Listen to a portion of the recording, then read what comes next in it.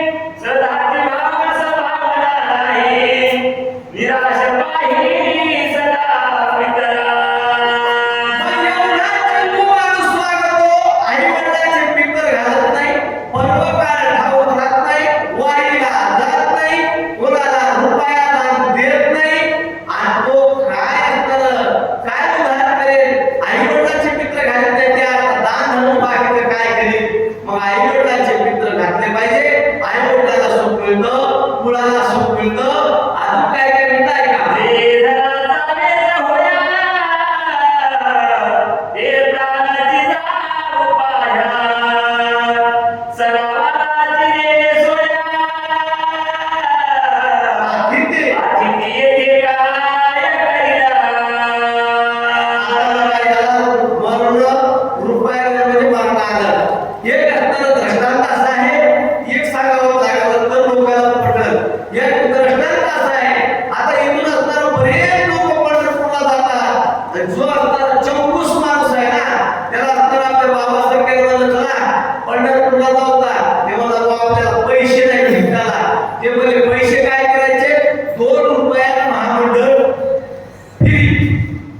मग फ्री मध्ये बाबा म्हणला, पण माझ्या घरी कोणी नाही म्हणला, माझ्या जवळ काही नाही खाला. ते बोले, आमच्या सोबत सगळं बांधून घेतो, फक्त आमच्या सोबत खाला प्याला फुकट. मग मला येतो फुकट म्हणल्यावर गेला पंढरपूरला. चंद्रभागेला गेल्यावर नेम आहे, चंद्रभागेमध्ये स्नान केलं की पुढे टाळ घेऊन वासुदेव येतो. वासुदेवाला रुपया द्यावा लागतो. तेवढ्यात या असणाऱ्या आळशीने आलं, तिथं गेल्याबरोबर आंघोळ केली. वासुदेव पुढे आला आणि वासुदेवाने टाळ वाजला. वासुदेवाला पैसे मागितल्यावर ते म्हणला, तुम्ही पैसे का मागता? ते म्हणला, रुपया दिल्यावर तुझ्या कुळाचा उद्धार करतो. ते म्हणला, कुळाचा उद्धार करता महाराज? म्हणला, मी गंगा स्नानाला आलो, आता आमची खर्ची कुठं राहिली? पादावर राहिली म्हणला. आणि तिथं आल्यावर मठामध्ये आल्यावर तुम्हाला दक्षिणा देऊ. मग महाराज वासुदेव ते काही सामान्य नव्हता, याने दर्शन घेतलं, पादावर गेला. वासुदेवाने तिथे टाळ वाजला, पुढे गेला. तिथे मला महाराज पैसे घरी राहिले मला गावाकडंच, आज तुम्हाला गावाकडे आल्यावर रुपया देतो. गावाकडे असताना लगेच वारी बदलून गावाकडे आला. आल्याबरोबर असताना इकडं वासुदेव दुसऱ्या दिवशी दारात आला. दारात आल्याबरोबर या वासुदेवाला टाळ वाजला. आणि हे वासुदेव दारात टाळ वाजला ऐकलं की बाई दारात होती, एक घरात होता. बाईला मधूनच सांगितलं, माझ्या शेताला गेले म्हणून सांग. तेवढ्यामध्ये वासुदेवाला एवढं सांगितलं. वासुदेव थोड्या वेळाने बाहेर गेला. बाईला म्हणला, मालक किती घंट्यानं वापस येतील? ते म्हणजे 1 घंटा लागेल, माझ्या शेताला गेले. एवढ्यामध्ये असणारं थोडं वासुदेव फिरून गावात आला आणि शिव घरातच होता. वासुदेवाचा टाळ वाजला. बाई म्हणली, मालक वासुदेव आलाय. ते म्हणला, वासुदेवाला म्हण, मालकाला आता आपण कळून आली. आणि काही वेळ असताना दुसऱ्या दिवशी या सोबत वासुदेव दुसऱ्या